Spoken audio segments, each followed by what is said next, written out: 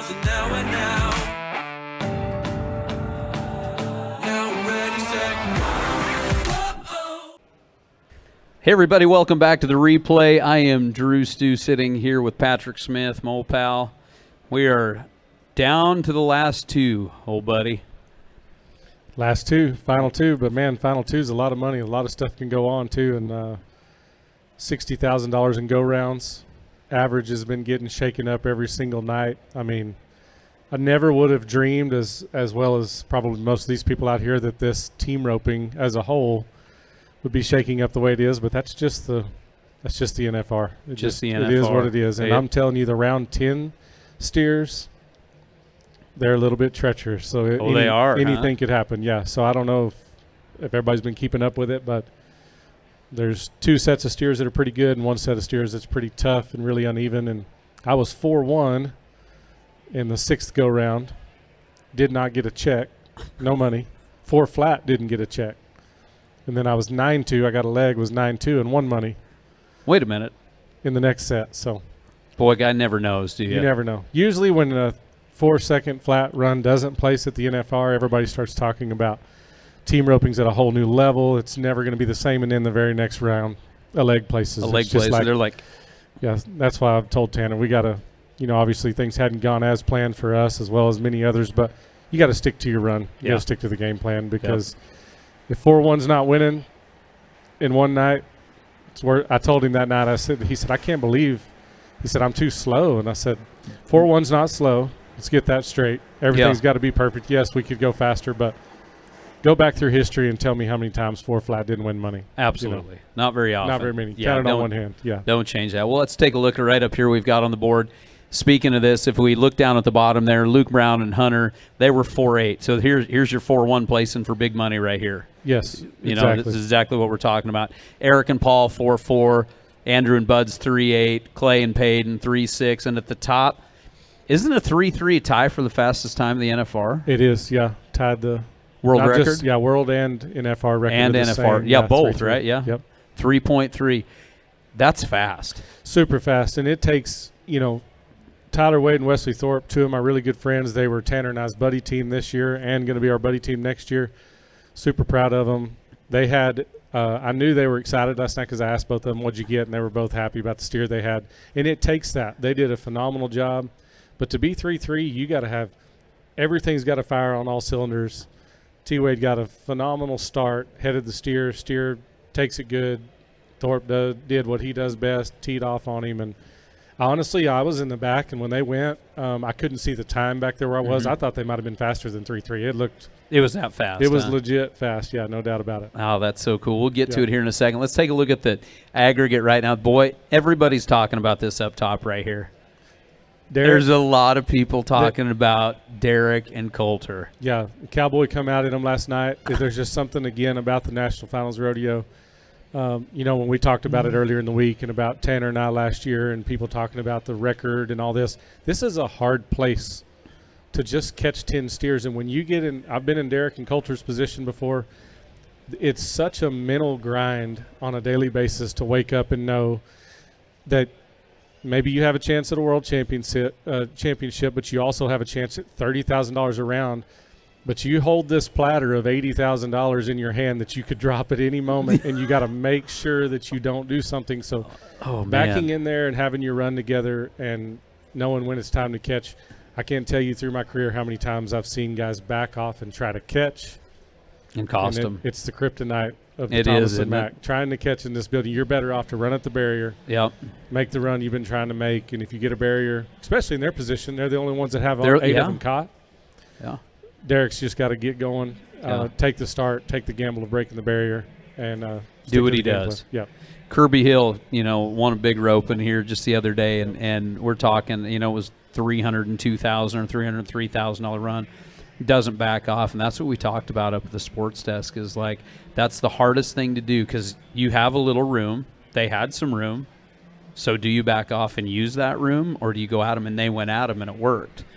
It's just what you said. Like the roping is in their hands at that point. Well, and in the scenario also plays into the setup. So at a place like this, you and I talked about this the other day. This is what part of my video teaches on is having more than one club in your bag. Yep. If you're good at driving the ball, you can drive the ball 300 yards, but you can't chip and you can't putt. You're not going to get to the scoreboard the way you want to. And it's the same way in rodeo. If you don't have a catch, scenario in your bag where you just got to be 8, you don't want to run over yourself. But that's the thing about the Thomas and Mack. Just trying to go catch in this building, you run out of room. Steers get different. They see the crowd. They see the wall coming up. That's where the little scenarios take place that make it really difficult. Where in a place like this, it's the guys that have the control and they're able to back off but still follow the fundamentals and go be 8 flat if you need to win it. 300.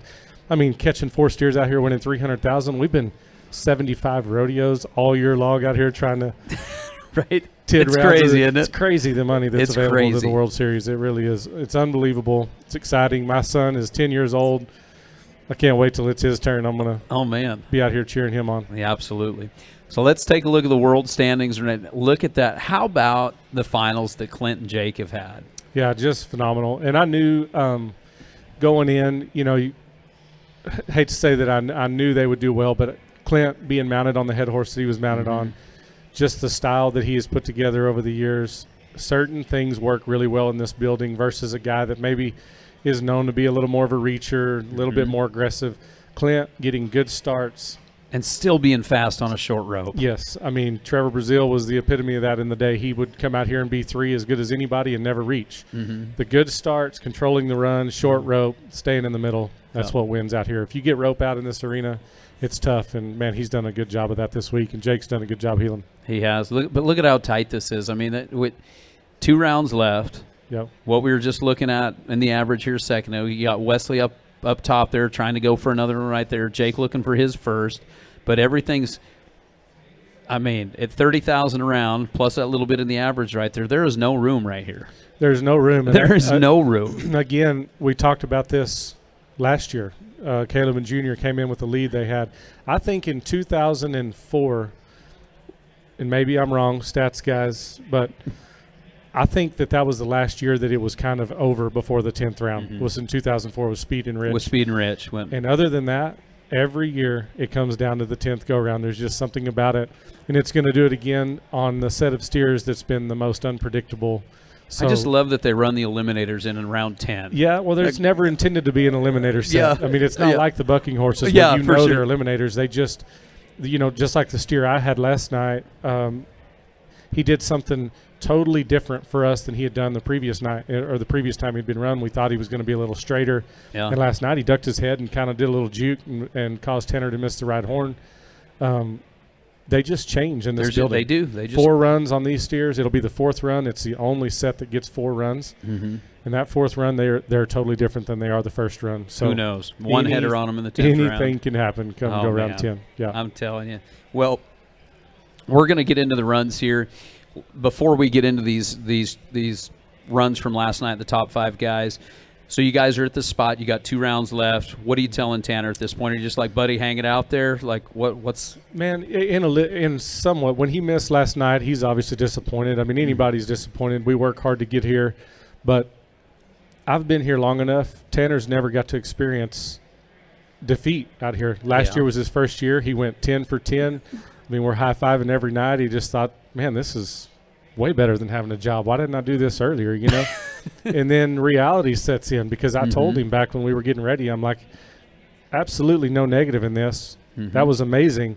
But it does not always go this way. And when it doesn't go the way you think it's going to go, that's where the champions come out, is when you can adjust. And that goes into our following year. We had that conversation last night. Is this can do one of 2 things. It can defeat you, or it can build a fire in you to prepare better for next season, try to have a better regular season. And this is doing nothing but giving him experience to come into this building next time, have a little bit more of kind of a 30,000-foot view of what your whole week can look like, because there's been a lot of teams here that they were teed up to do something amazing. And then, I mean, Andrew and Buddy in the lead of the average comes back the other night with the black and white steer, and Andrew spins him, Buddy misses him. And you feel like your whole world's falling apart, when really that's where you just got to gather your thoughts, stick to the game plan. Those things happen. Get over it. And now here they are, 2 nights later in contention for a world championship. So that's our conversation is, hey, what we don't need to forget is that tonight we've got to beat 14 teams to win $30,000, and the same thing tomorrow night.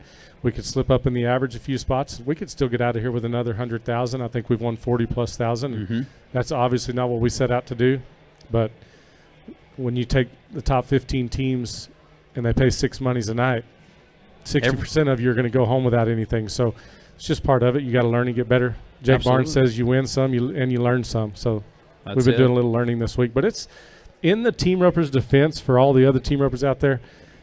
Man, it's tough in there this year. You know, last year the steers were a little bit smaller, a little more drawn down, where they were a little more controllable. This year, there's a few of them that when guys find out what they've got, they're like, "Eesh." Oh, man. You know, you want to be positive, but we got our work cut out for us. And then there's some that you have in there. If you just make your run, you're going to be 3. So I do predict Tanner and I have never really been in a position at the finals together yet where he doesn't really have the pressure of a world championship in the balance or the average. So I'm gonna have to tighten my belt down tonight. I got a feeling he said I've never tried to go as fast as I can go here, and I was like, I have no doubt that you can go as faster than anybody. Just remember, me. Doesn't do any good if I don't catch. You know, so. He's good about that. That's awesome. He'll do good these last 2 rounds. That's awesome. It'll be fun to watch for sure. All right, let's go here. We're going to be Luke and Hunter. These guys were 4.8. So this is actually the steer that Tanner and I were 4 flat on the other day. Luke called me about that steer. I think this is the perfect steer out here. Tanner that night actually tipped his rope on the corner panel. I don't know if you guys remember that run, and his loop hit funky and fished it on a backwards half head, and we were 4 flat. Just a perfect steer right down the middle. Luke's doing the smart thing. He could have maybe gone at him a little bit, but he's been here enough to know things are going a little bit shaky. I think, what is he, 3rd in the average, 4th in the average, somewhere in there. Didn't feel like he had to go. He was a little bit behind him. Knocked him down. Easy round, got some money, and stayed in that average. Yep. Smart roping. All right, here we go. Eric and Paul. So another good run right there. Not the best steer. This is one place that when you see that steer step to the left right there and he gets him around the neck, left in this building is kryptonite. It just creates so many issues for a heeler being able to be where he needs to be and the header to be able to finish. But, again, what we talked about earlier with Clint Summers, Rogers is one of the best at that too, of getting good starts. If he's got rope out and reaches right there, they're 6'5". Yeah, they don't get any money. But because he keeps things short and tight, controls the steer's head, gives Paul something to get over his back and get a good finish. Notice right here, even though they're in the wall, they still get a good finish. Man, that's what makes your week add up. Those guys have not had the week that they were hoping for either, but in the last couple of runs, they've salvaged a little bit and got some money. Yeah, good finish right there. All right, we're going to move down. Andrew and Bud's here. Andrew and Buddy, man. I can't think.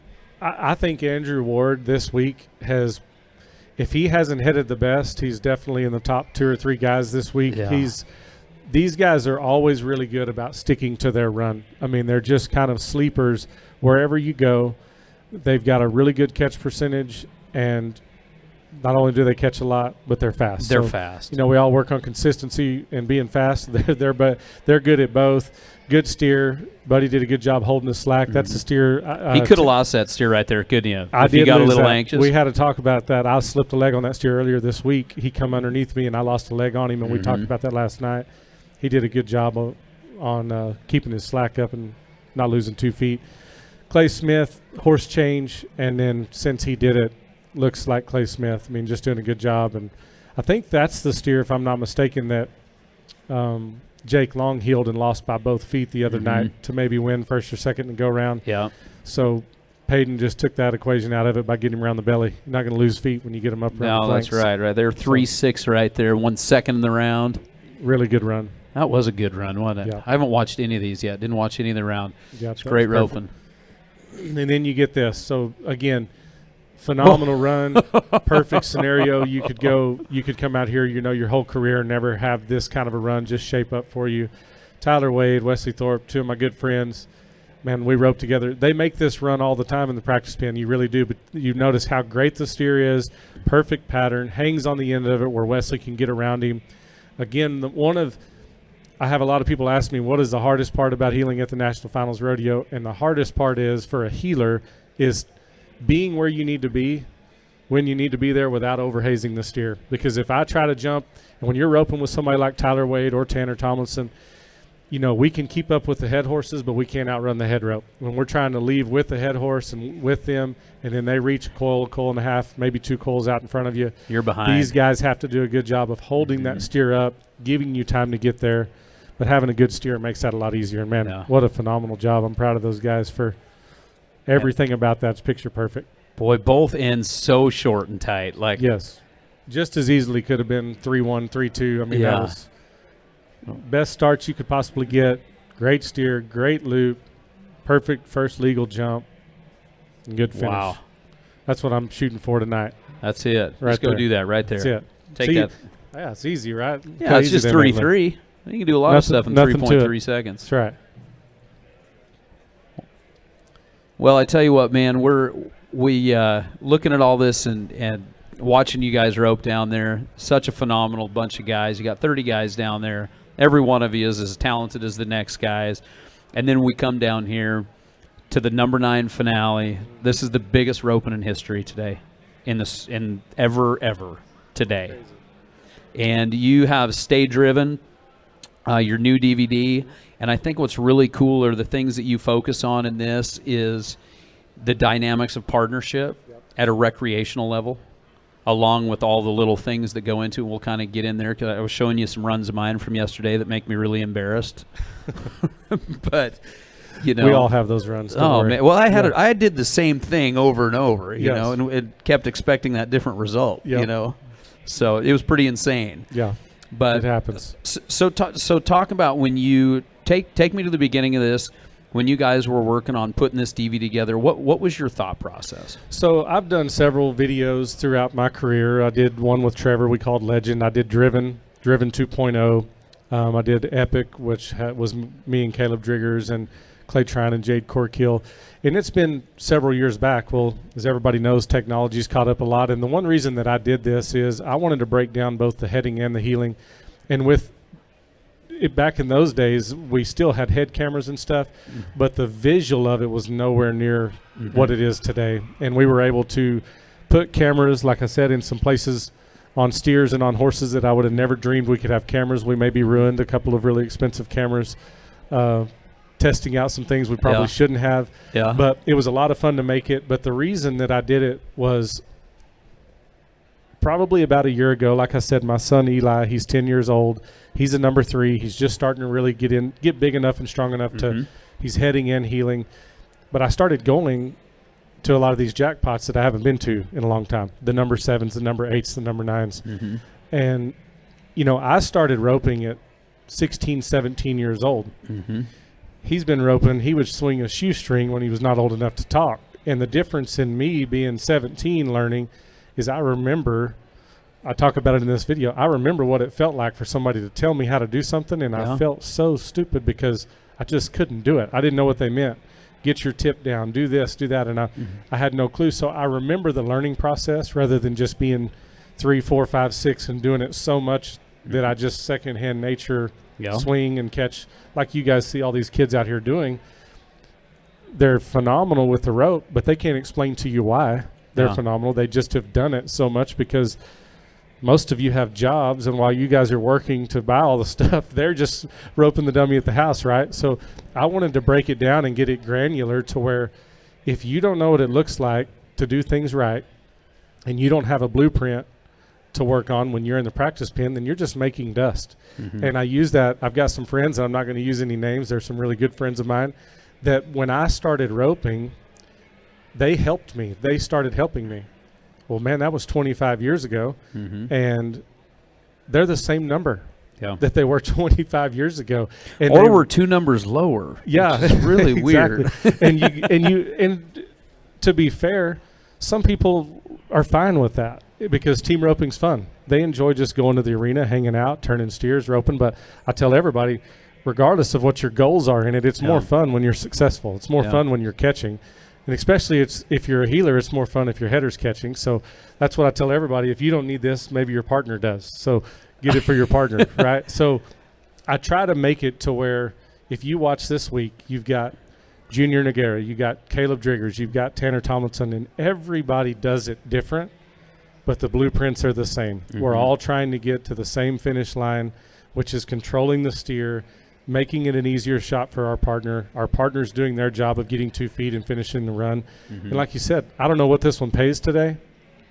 426,000, something like that. I mean, life-changing money Over 200,000 a man to catch 4 steers. to catch 4 steers. Pat. And so many of us at home, can't catch 4 steers. Yeah. So, but we're just hoping it's our day, kind of like you do at the slot machine downstairs. Yeah. Maybe this pull will be it, Yeah. But instead of doing that, how we prepare and how we practice, we spend a lot of time in this video. It's nearly 3 hours long, breaking down heading. I've got Junior, I've got Wesley Thorpe, Tyler Wade, Tanner Tomlinson as guests on here, and we break it down too. But I've got some really good friends that helped me along the way, heading and healing for me in this, and I do a lot of heading here as well. And we've got some cool angles and just ways for you to go back, video yourself, and then have something to compare it to. Yeah. Because until Andy Stanley, I think you're going to talk about that in a minute. Yes, sir. If you don't know how something's working when it's working, you won't know how to fix it when it's broke. So if you're out in the practice pen and you're just making run after run, and then maybe on Tuesday you do great and Wednesday you don't catch, you just got to hope you enter on the right day that things are working, right? Instead of having a plan in the practice pen, whether you're a 3 or whether you're a 6 or an 8, I wanted to give people something to look at and say, as a team, how do we do this? How many of you know the header that catches every steer but never wins anything?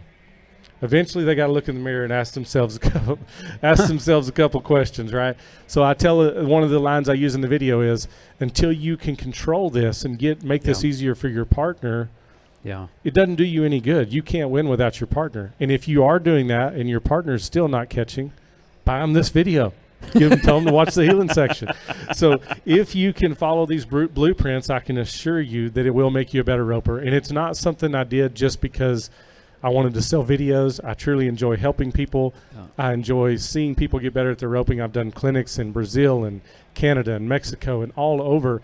And the same mistakes are made by all of us. It doesn't matter what language you speak or what you do. Headers make the same mistakes and healers make the same mistakes. And the sooner we can understand what those are and how to prevent it, creating good habits is the best way to break bad habits. And that's what I did in this video, is just showed the blueprint of how to create good habits and then work together as a team. So I'm going to read the full quote. You have right during this part of this video, there's part of the quote that's in here, but there's a sentence before it that is pretty cool. So the whole quote from Andy Stanley is, we tend not to do an autopsy on our success. We generally just do autopsies on our failures. But if you don't know why it's working when it's working, you can't fix it when it breaks. Yep. We focus on the negative all the time instead of learning why it's working when it's working. Right.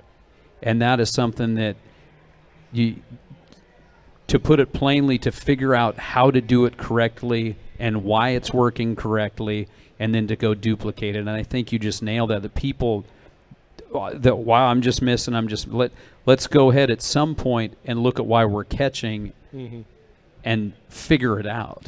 So one of the biggest things that I run into, especially in low-numbered guys, and I always use my dad, for example. He was 52 years old when he first rode a horse, first started roping. And once he kind of got better and progressed in his roping over a few years, he used to hate when things were slow.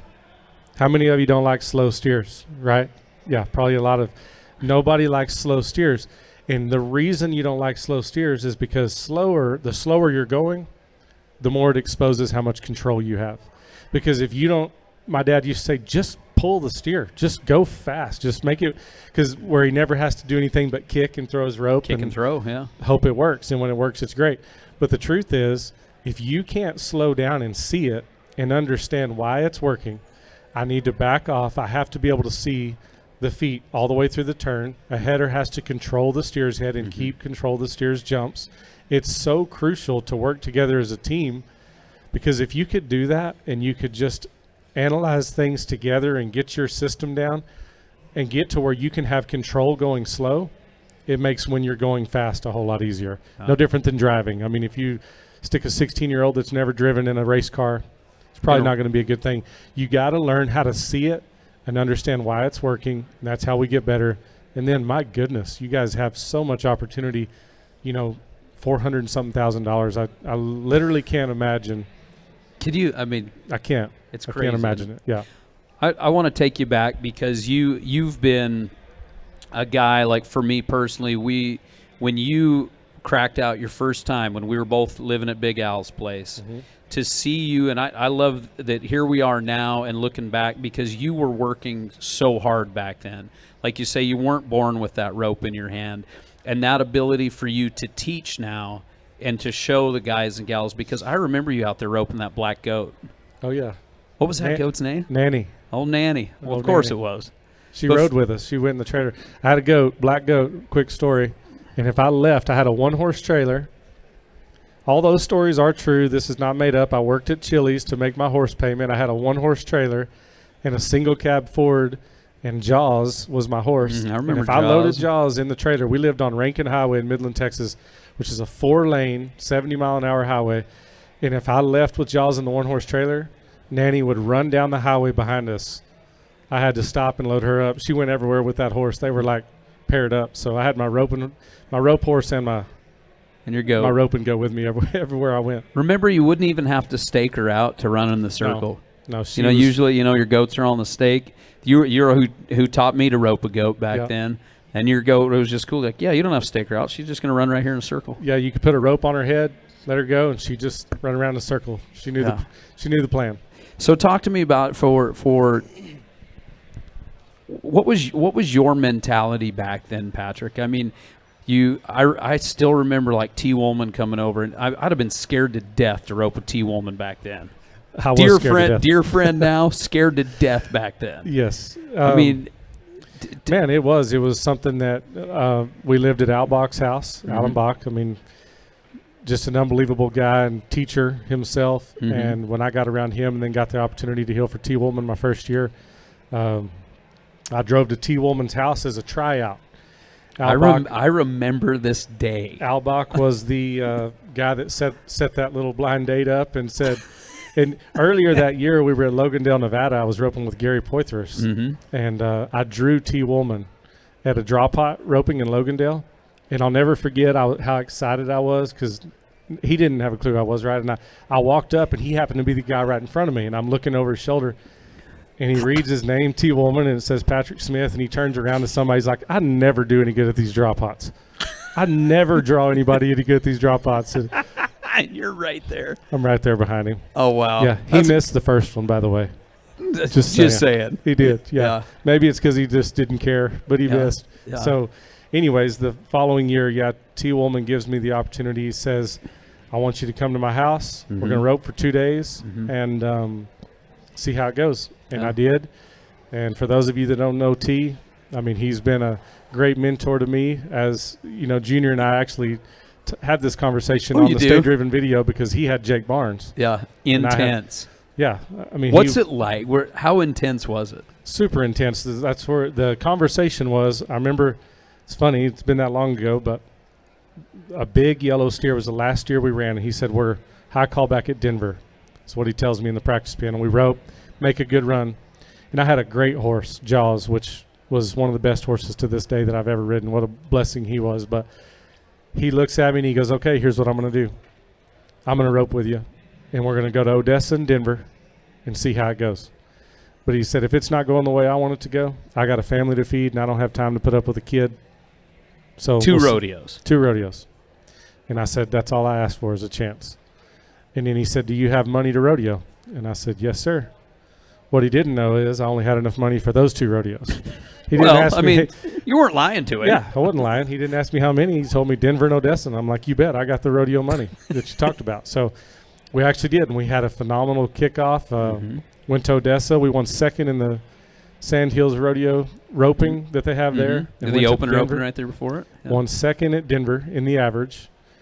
To this day, one of the craziest just hand of God things of my career. 1 second at Denver, went to Houston, 1 second, Austin, 1 second, Fort Worth, 1 second, San Antonio in 1 second. I remember my little Really? nephew was like, "Are you ever going to win first? I mean, what are you doing? Are you tired of winning second?" But I was just in hog heaven. I thought, same thing I was telling you about Tanner. I was like, this is so much better than having a job. I can't believe I waited this long to rodeo. I just thought I was well on my way. Mm-hmm. And then reality hit later on in my Yeah. career when I quit winning second, by the way. But then, like that year, what did you and Matt rope at the finals that year? So, yeah, is that how that worked T and I out? roped throughout the year. I made the NFR. He ended up roping with Kyle Lockett. I finished the year out with Jason Stewart. Oh, that's right. And then Matt and I were split partners that year and roped together, 2003. And you won the average, didn't you? We did. Won the average, the national finals, yep. Your first year Same out. as Tanner. It's funny. That's pretty He cool. was 22, won Mhm. Rookie of the Year, won his average that year. I was 23, Rookie of the Year, and won the average. So How cool is that? really cool. Yeah. It was Well- really cool till Tanner told me, man, I remember watching your first video. My grandma got it for me for my 11th birthday. True story. Yeah. So, We still feel like the young guys, though, yeah, right? you don't feel old. You really don't until your Yeah. partner's hanging out with your kids all the time. Yeah, right? Oh, Yeah. got more in And common everybody with thinks your I've got kids. 4 kids. They really do. Oh, so- man. Was at the airport not long ago, and the guy's like, well, tell old dad to get up here with you, and we'll sit you up here. And I'm like, I'll take it. Let's go. I got Keep it. spinning steers, and they can call me dad. I don't Oh, care. it's so good. Yeah. Well, we've got a huge crowd here right now. What would you say to these guys and gals? We're halfway through this number 9. Everybody here that swings rope is here to win the big money, other than buy the DVD. Yeah. Buy the video. It'll help you win some money. But no, on the video, back to what I was telling you guys earlier, for those of you that got it, thank you. For those of you that enjoyed it, please tell everybody about it, because I really do think this is something that's going to help the team roping industry, help us. We're all here to get better. You guys are here to win just like I'm here to win.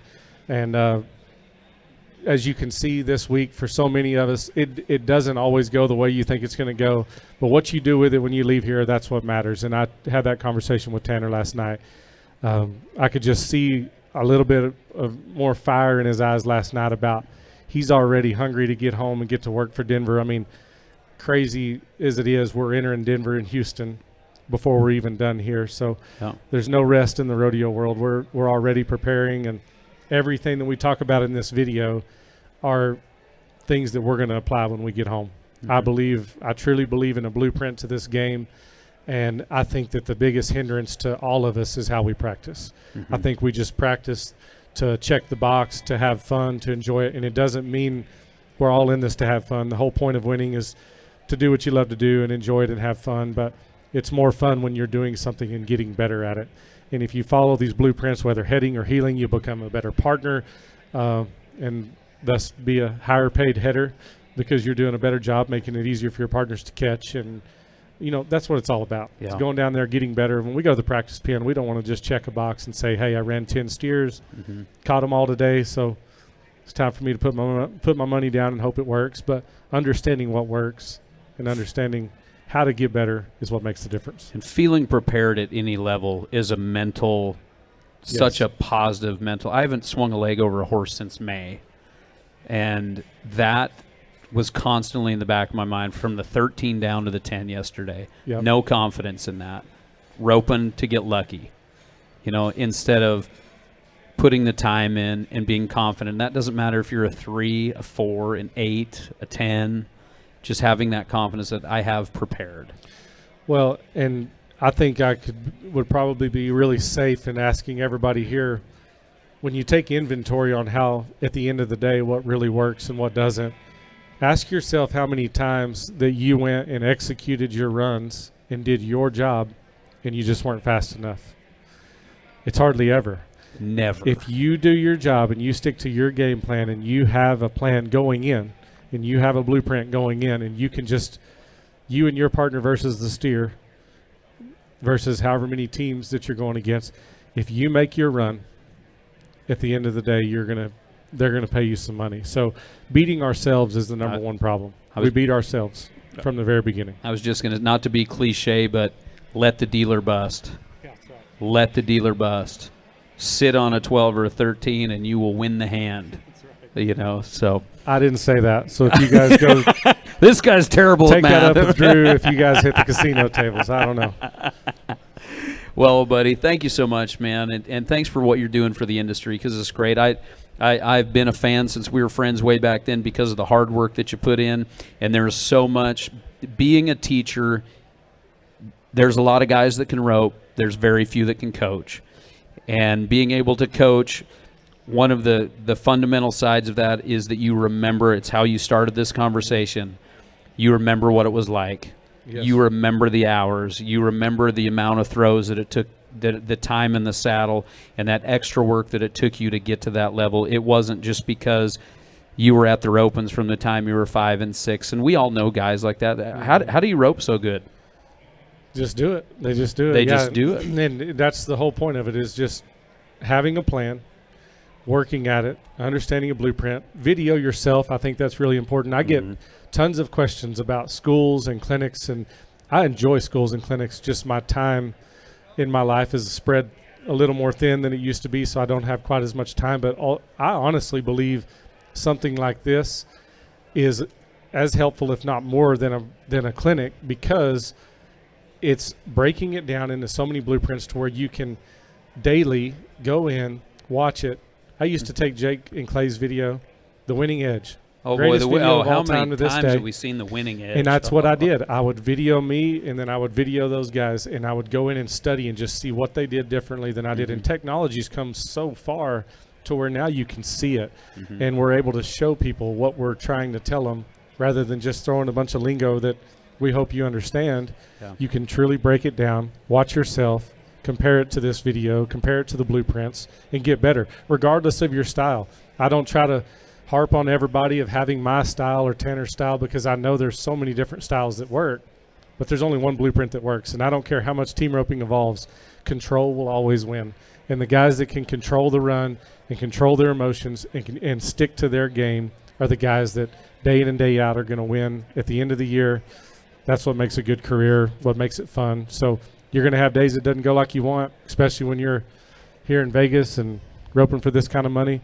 But all in all, if you're working at it and getting better, then it does pay off, no doubt. Thank you, pal. Yep, thank you guys. Everybody, thank you so much for coming out here. Friends, I'm DruStew, along with my old pal Patrick Smith, and this is the replay. We are here at the biggest roping in history, the number 9 Area World Series finale. Patrick, good luck for the next couple rounds, my friend.